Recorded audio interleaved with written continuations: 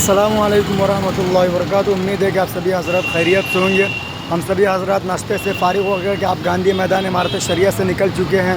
हमारे अकरम साहब एकदम बॉस की तरह दिख रहे हैं। हमारे काजी अतहर जावेद साहब है और हमारे डॉक्टर साहब है और इधर हमारे दोस्त अहबाब लोग हैं। आप इसके बारे में कुछ कहना चाहेंगे कॉन्फ्रेंस के बारे में हज़रत काजी साहब? हम लोग अब इमारत शरिया से गांधी मैदान के लिए निकल चुके हैं, जहां पर वक्फ बचाओ दस्तूर बचाओ कॉन्फ्रेंस मुंतखब की गई है।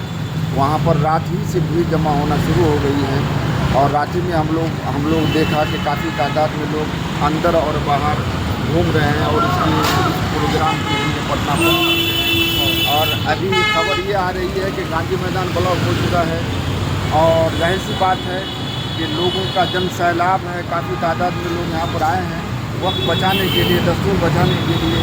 मसाजिद, मकातिब, ईदगाह, दरगाहों की हिफाजत के लिए लोग ईमानी क़ुव्वत, ईमानी जज्बे के साथ पटना आज हाजिर हो चुके हैं।